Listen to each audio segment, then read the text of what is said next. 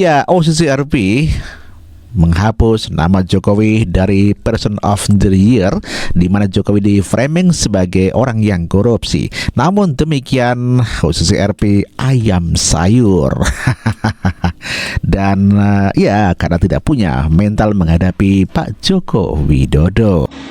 Dari awal begitu rilis, gue gak percaya sama media ini. Dan terbukti bahwa sekarang link rilis Jokowi masuk daftar presiden terkorup di dunia itu hilang. Terbukti bahwa media ini media ayam sayur. Kalau semisalkan memang mereka mempunyai kredibilitas yang bisa dipercaya, tidak perlu menghilangkan link rilis berita tersebut. Gak perlu. Kalau memang mereka benar. Dan apa sekarang buktinya? Hilang. Apa yang terjadi? Masyarakat di kita yang mempunyai pemikiran sumbu pendek akan memframing berita tersebut seolah-olah lihat junjunan kalian, dan terbukti hilang. Terus apa? Ya berarti mereka media tidak bisa dipercaya. Dan kita ataupun masyarakat yang di kita ini yang mempunyai akal dan pemikirannya pendek, mudah terprovokasi. Kasihan bener, dibodoh-bodohin sama berita. Warganet menertawakan lembaga dunia seperti OCCRP menghapus nama Jokowi di laman resminya tentang tuduhan Pak Joko Widodo sebagai pemimpin terkorup di dunia. Warga Indonesia menertawakannya. Kenapa lembaga sebesar OCCRP kelakuannya cemen kayak anak kecil saja yang mau minta duit? Guys, ada yang udah tahu belum? Seketika nominasi Pak Joko Widodo sebagai tokoh terkorup di dunia itu hilang dari OCCRP. Barusan gue cek di laman resminya OCCRP nih, gue cari nih seperti ini, nama Jokowi nggak keluar lagi. Mereka beberapa jam aja rilis bahwasanya Pak Joko Widodo itu adalah tokoh terkorup di dunia. Tiba-tiba hilang tuh. Ada apa ini? Kenapa bisa hilang? Pertanyaannya, satu, apakah bayarannya kurang kenceng? Dua, apakah kemudian OCCRP tersadarkan bahwasanya menuduh orang dan memasukkan orang dengan nominasi yang sekeji itu tanpa terlebih dahulu melakukan metodologi penelitian adalah sebuah kesalahan? Tapi ngomong-ngomongin soal nominasi Pak Jokowi yang tiba-tiba hilang itu ya guys ya, lebih baik kita berkenalan dulu terlebih dahulu. Siapa sih OCCRP ini gitu? Ternyata OCCRP ini media jurnalistik internasional, yaitu non-government ya, tapi donaturnya itu dari Amerika guys. Nah, lu tahu kan Mama Rika ini maunya apa ke Indonesia? Dan juga lu tahu lah siapa yang paling seneng banget berita Pak Jokowi kemarin terkorup itu tuh, siapa yang paling seneng lu tahu?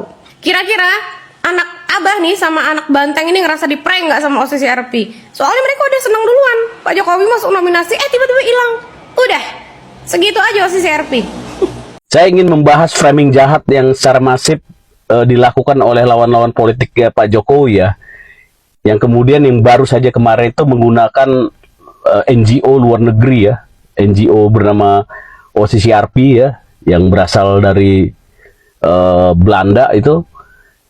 Di mana itu adalah sebuah organisasi jurnalisme investigasi katanya terbesar katanya gitu ya.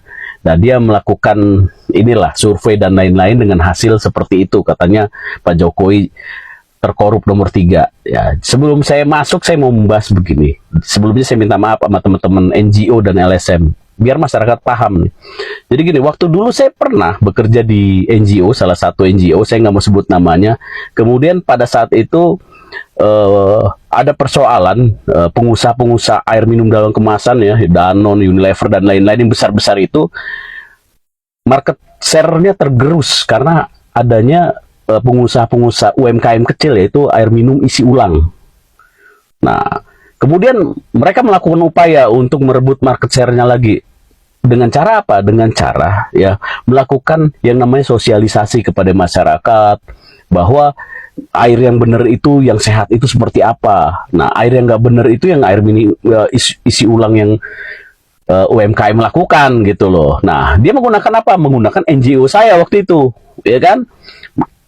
Gelontorlah duit, kami bekerja dengan salah satu NGO luar negeri untuk melakukan sosialisasi. Kami undang namanya Deperindak, ya orang-orang IPB, ITB, ahli-ahli air dan lain-lain, berdiskusi dengan konklusi ya bahwa ternyata air minum isi ulang adalah air minum yang harus diwaspadai karena ada penyakit dan lain-lain gitu ya. Emang itu tujuannya kan mereka menggunakan kita. Nah, artinya apa pesan moralnya? Bahwa NGO itu memang bisa pesanan gitu loh. Siapa yang mau mesan bisa melakukan NGO. Ini sama kayak OCCRP. Ya kan, berarti ada pesanan yang dilakukan oleh elit-elit lawannya Jokowi dengan menggelontorkan dana melalui salah satu media di Indonesia dan melakukan data-data, memberikan data-data ke OCCRP gitu untuk mengumumkan hal ini dengan tujuan apa? Memframing buruk. Saya heran loh, kalau memang Pak Jokowi terkorup, cek aja ada fakta, ada bukti apa yang dia korup. Yang udah-udah yang korup itu adalah kelilingnya dia. Ya, karena Pak Jokowi waktu itu bekerja sendiri, ya punya idealisme yang tinggi, justru pinggir-pinggirnya lawan-lawannya bahkan pendukung-pendukungnya itu yang pada bermain. Ya kan kita tahu lah dari podcastnya Fahri Hamzah ngomong seperti itu.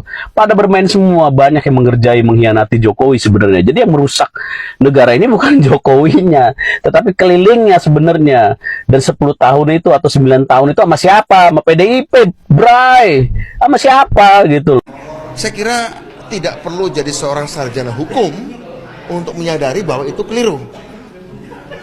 Ya kan? Kenapa lu pada mention gue di berita yang ini? Pada nge-tag gue rame banget dah.